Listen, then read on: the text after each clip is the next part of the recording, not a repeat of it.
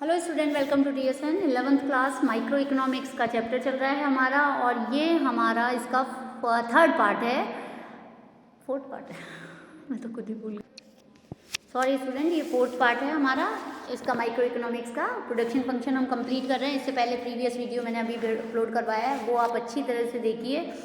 मैंने उसके अंदर लॉ ऑफ वेरिएबल प्रोपोर्शन पढ़ा रही हूँ मैं। उसके अंदर अब आपको relation between TP and MP बताती हूँ मैं कि क्या रिलेशन है टीपी और एमपी का, रिलेशन है एपी और एमपी का, ये सारा मैं आपको कवर करती हूँ। So when TP is increase at increase rate, यहाँ मैं डायग्राम बता रही हूँ, डायग्राम से देखेंगे आप कि जब टीपी बढ़ता है, टीपी मतलब प्रोडक्ट प्रोडक्शन, इसको ध्यान से देखिए।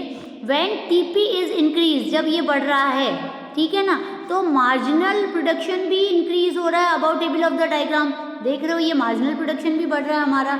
When TP is increased but slowly, TP बढ़ रहा है परंतु स्लोली रेट से, then MP is decline, जब ये कम होने लग जाता है, but remain TP is but remain in 4th and 6th unit तक ये घटता है। After this TP short decline of employ, जब इसके बाद टोटल प्रोडक्शन भी कम होने लगता है तो मार्जिनल प्रोडक्शन क्या होता है, बिल्कुल नेगेटिव हो जाता है। सो यहाँ पर टोटल प्रोडक्शन और मार्जिनल प्रोडक्शन का मैंने रिलेशन बताया। अब आते हैं यहाँ पर एपी नहीं बताया मैंने, इसमें एपी भी बताती हूँ। व्हेन एमपी इज ग्रेटर, जब एमपी बढ़ती है तो क्या होता है, एपी भी इंक्रीज हो रहा है, ठीक है। एपी यहाँ पर मार्जिनल प्रोडक्शन भी बढ़ रहा है और एपी भी बढ़ेगा। When MP is equal to AP, जब एमपी और इक्वल आ जाता है दोनों का, ये चलो मैं आगे बता दूंगी, तो एपी क्या होता है, डिक्रीज होने लगता है थोड़ी दिन बाद। तो एपी को छोड़ते हैं हम, अभी मार्जिनल यूनिट तक लेते हैं। अब वेरिएबल रिटर्न्स का हमने अभी पूरा लेसन पूरा पढ़ लिया है, तो मैं आपको यहाँ बताती हूँ। व्हेन ओनली वन फैक्टर, वापस रिपीट कर रही हूँ मैं, ढंग से देखना। When one factor increase keeping other factor constant, the result change into output is called return of factor, जो उनको मिलता है। The law of variable proportion state that if more and more units of variable factors are involved with the fixed factor TP increase at increase rate, then decrease and after one maximum production is decline, और वो नीचे आता है। If more and more units of variable factors are employed with fixed factor, then initially MP is increased and decreased to 0, but AP remain constant। तो यहाँ पर हम assumption पढ़ते हैं। अब इस लॉ के क्या क्या assumptions है स्टूडेंट, यहाँ assumptions बता रही हूँ मैं आपको कि assumptions क्या क्या है। सबसे पहले 3-4 assumptions हम बनाते हैं इसके अंदर। फर्स्ट हमारा आता है, इसके अंदर फर्स्ट है ratio is in which factor of production are combined can be change. जो रेशियो है फैक्टर ऑफ प्रोडक्शन का, वो क्या है, चेंज कंबाइन होना चाहिए, चेंज होना चाहिए। और सेकंड आता है होमोजीनियस इक्वलिटी एफिशिएंट, कि सारे प्रोडक्शन में होमोजीनियस होना चाहिए।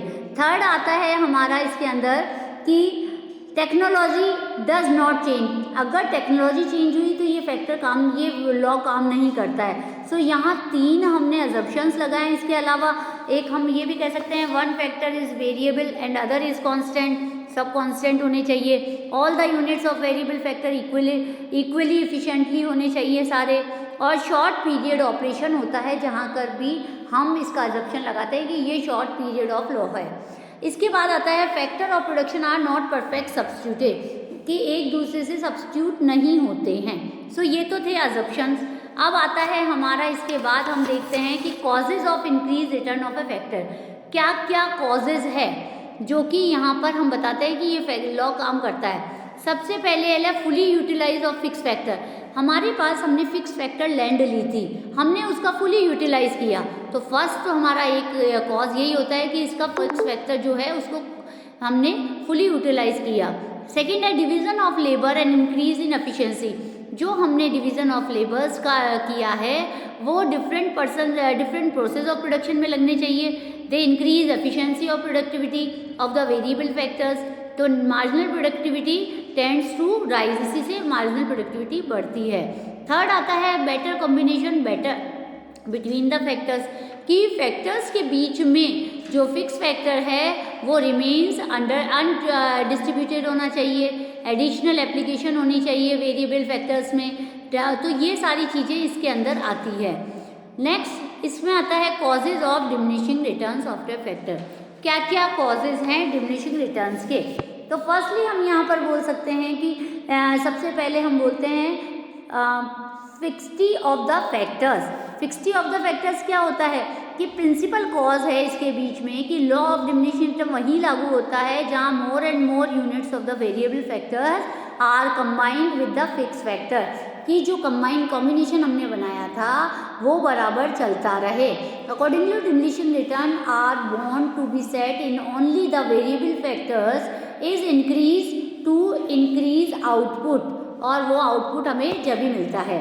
इसके अलावा हम बोल सकते हैं imperfect factor lack of perfect substitute, मतलब कि यहाँ पर लैक होता है, सब्स्टिट्यूशन ही नहीं बताया गया है, स्कैरसिटी ऑफ रिसोर्सेज है, use of beyond optimum capacity and management problems आती है, सो पुअर कोऑर्डिनेशन होता है बिटवीन द फैक्टर्स। सो ये सारे हमने एक तो अजम्पशन पढ़े, कॉजेज पढ़े, और हमने क्या पढ़ा, कॉजेज पढ़ लिए, डिमिनिशिंग रिटर्न्स के फैक्टर्स के अजम्पशन और कॉजेज दोनों कंप्लीट कर लिए। सो स्टूडेंट ये लॉ यहाँ कंप्लीट होता है, मतलब कि एक फैक्टर हमारा पूरा कंप्लीट हो चुका है ये सारा चैप्टर। सो अब यहाँ पर कुछ स्टेजेस थी, वो मैं आपको अच्छी तरह से बता दूँ। 3 स्टेजेस थी जिसको हमने यहाँ पर बताया है। So first stage there are stage increase return के, जो सबसे पहले जिसमें टोटल प्रोडक्शन भी बढ़ रहा था और मार्जिनल प्रोडक्शन उसके साथ बढ़ रहा था। सो यहाँ हम कह सकते हैं stage of increasing return in about table. अब यहाँ पर आप डायग्राम देखते जाइए, ये है फर्स्ट वाली स्टेज, ये फर्स्ट स्टेज है स्टूडेंट, इसको मैं कवर कर रही हूँ अभी। ये है स्टेज ऑफ इंक्रीजिंग रिटर्न। इसके अंदर देखिए in case in about table diagram till 3 unit and AC, जहाँ तक MP इंक्रीज हो रही है तो टोटल प्रोडक्शन भी इंक्रीज हो रहा है विथ इंक्रीज रेट से, ये इंक्रीज रेट से ही बढ़ रहा है। So there are under utilization of fix factor, मतलब कि फिक्स फैक्टर जो हमारे पास लैंड है उसका हमने फुली यूटिलाइजेशन किया है। So fix and efficiency of variable factor को भी पूरा यूज़ किया है। सेकेंड स्टेज आती है हमारी डिमिनिशिंग रिटर्न्स, ये वाली, ये सेकंड स्टेज है। सेकंड स्टेज में हमारी क्या है, सेकंड स्टेज में हमारे देखो आप इसमें बता रहे हैं इस डायग्राम में 4, 5 और 6 यूनिट तक क्या है, यहाँ सेकंड स्टेज कहलाती है। ये MP is remain negative, MP क्या होती है, जो नेगेटिव में जा रही है, जबकि टोटल प्रोडक्शन इंक्रीज हो रहा है with the MP of negative, but MP decline हो रही है because there is a pressure on fix import, मतलब जो फिक्स फैक्टर है उसके ऊपर पूरा प्रेशर है कि वो टोटल प्रोडक्शन तो बढ़ा रहा है परंतु उसकी खुद की क्षमता कम होती जा रही है। सो अब इसके बाद थर्ड स्टेज हमारी आती है नेगेटिव रिटर्न्स की।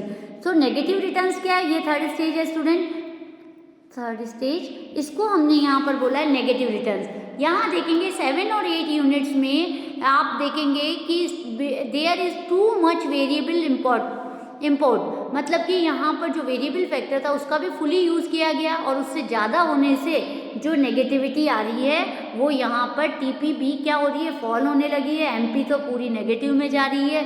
सो यहाँ हम कुछ कंक्लूजन निकाल सकते हैं इसका।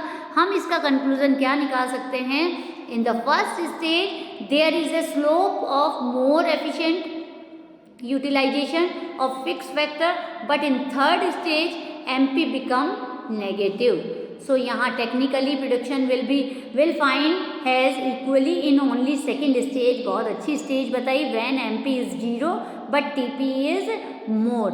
सो यहाँ इसको हम कंप्लीटली कहते हैं, ये लॉ आपका कंप्लीट हो गया। अब नेक्स्ट हम आगे कंप्लीट करेंगे। Till then thank you.